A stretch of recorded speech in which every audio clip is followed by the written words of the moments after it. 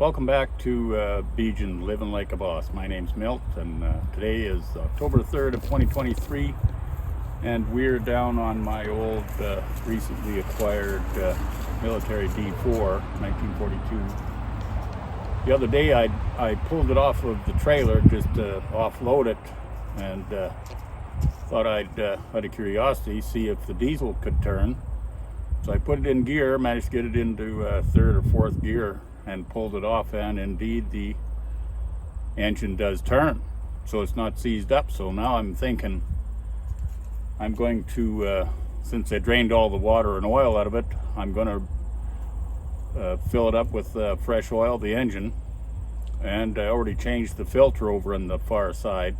It was totally plugged but dry, so I got a brand new filter in there. I'm going to put some oil in it. And I checked out the fuel system. The tank here was not dry, but there was no fuel in it. There was a little bit of fuel on the very bottom, just not even a cup full probably.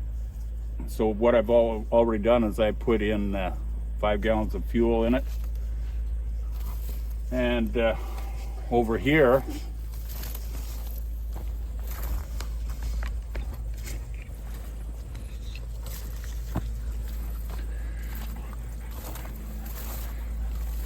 I've had the filter tower opened up already, and it is bone dry as well. So today I got some another jerry can of fuel, so I'm going to pull the top back off of this filter tower. The filter is in it, look all right, but I'm going to fill it up full of diesel fuel to get her primed up. And my end goal is to get it ready. I'm going to actually give it a pull start. Anyway, we will get set up there, and we will get back to you in a little bit.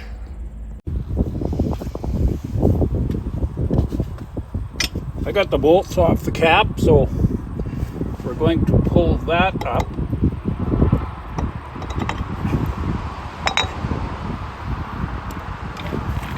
And here's the filters. They're darker. They've been soaking in oil, but we're just going to go with it. They're bone dry. Probably top this thing up 3/4 full with diesel. Takes a lot of fuel in this tower. What I'm going to do is just fill it up maybe 3/4 and then put the filters in, let them suck up some fuel, and pull them back out and top it off.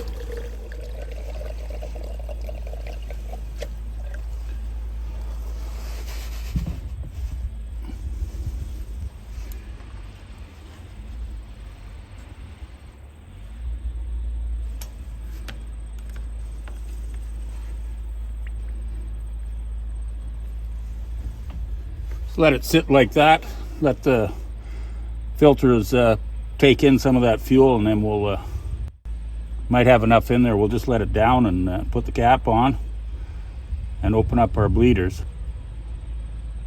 Fuel is going down somewhat.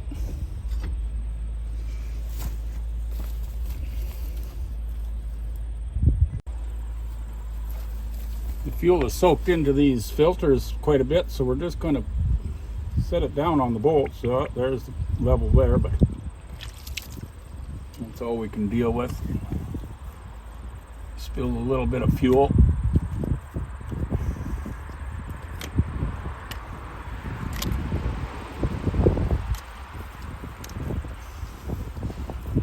We'll put our cap back on.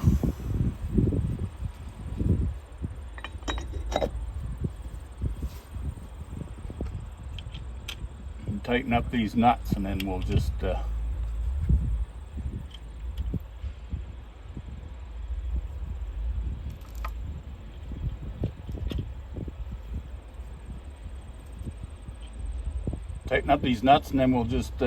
her sit with the bleeder open on the top here. The rest of the fuel I'll probably put in the tank, give it a little bit of a head on it to maybe push some fuel out while we're doing other things.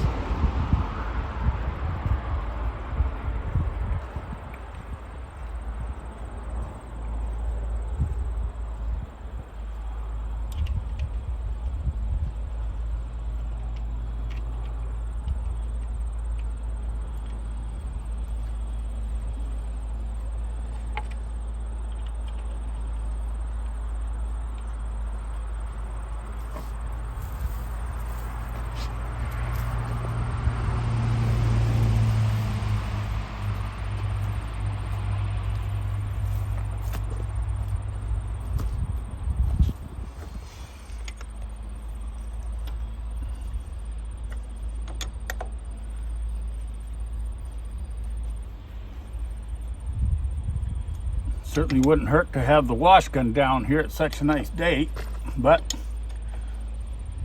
got no way of running it, no water here, so, and we pretty much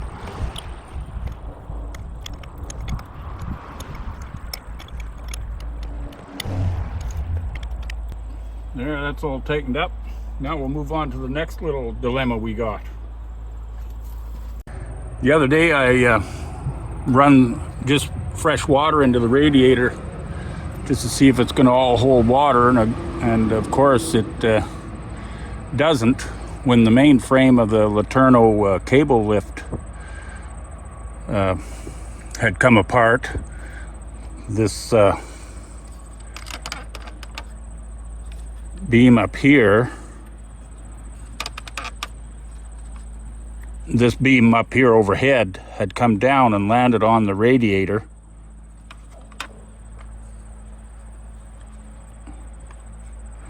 In this area and crushed this cast pipe, and it broke it somehow apart in the between the head and this here area here. So I got to take that whole unit off. I got another good used one, so I'm just going to try to replace that so it'll hold water. First thing we'll try to remove is the temperature sensor, and it actually broke free. How about that?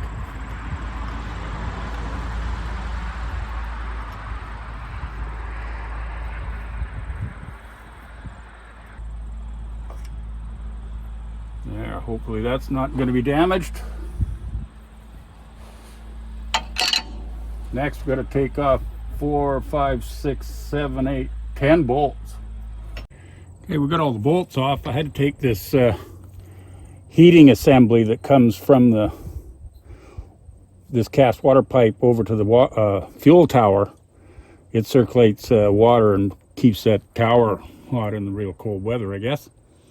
But anyway, now I got all the bolts off, and we're going to have to tap it a little bit, and I didn't bring a hammer, so I'm using the pipe wrench. And that didn't take much effort at all. Of course, that's why it's broke right off.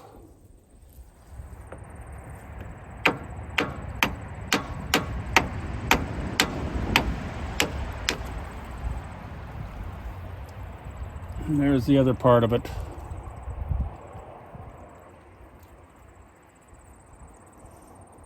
I don't know if I can save that gasket, but I think when I put the new ones on, I'm just going to put that Forma gasket on, clean those surfaces right up, and put that on. While we're here, we might as well drain some of that water out of there.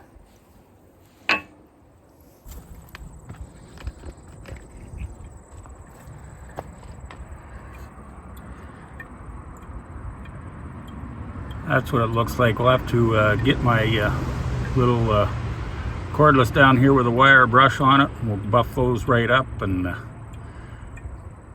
bring my Forma gasket down, and we will get that put right back in there. There is a lot of rust and everything in the engine and stuff, so it wouldn't hurt to have a complete tear down, clean that out. Okay, I got some Forma gasket put on these mating surfaces. Well, I gotta do this one here. Damn it. Always forget one, but we'll do that.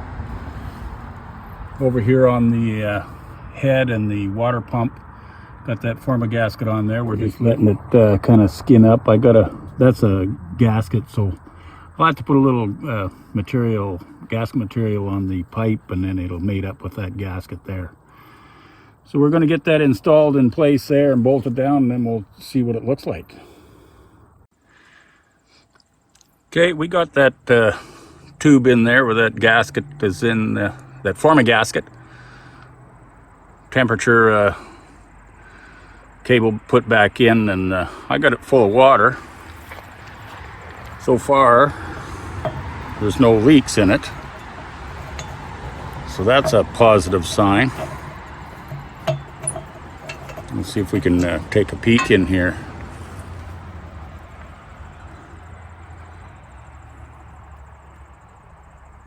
I think you can see that there's a water there. It's just clear water. It's not antifreeze. So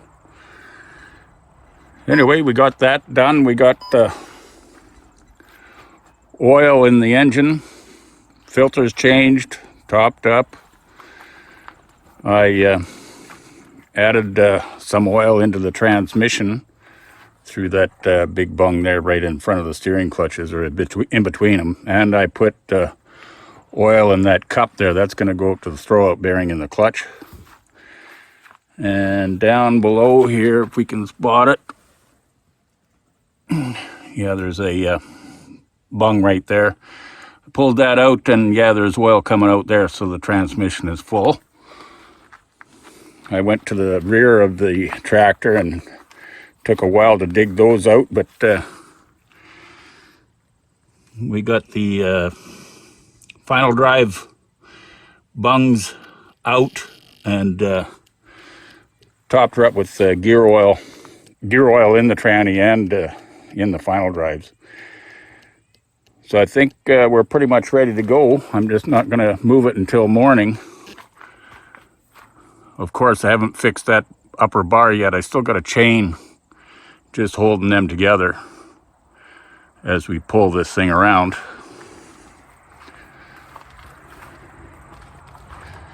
I put another 4 gallons of fuel in the tank. And over here,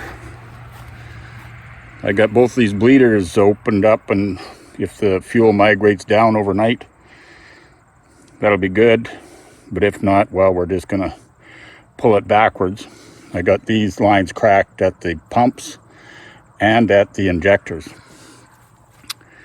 They're just cracked and waiting. I'm gonna pull it backwards in the decompression start position. And it's gonna have a half of throttle. Doesn't matter when we're pulling her back. I just want to prime up these injectors, so it doesn't matter if it gets fuel inside there or not. So that's what we're going to do. All I still have left to do is tap that gear shift into reverse, because we're going to back up first. And from this position here, I'm going to use a D6, and we're going to pull it up. There's a bench up here. So I'm going to pull it up there and just pull it back and forth till we get her primed, and hopefully we'll get her started. I'll end this section of the video right here. I'm pretty much ready to go. I'm just going to come back tomorrow and hopefully have Phil with me to give me a hand. And we will get that D6 on her, pulling her backwards, trying to prime the fuel up and get something rigged up to blow ether into the broken manifold. Yeah, we'll stay tuned. We'll see you tomorrow.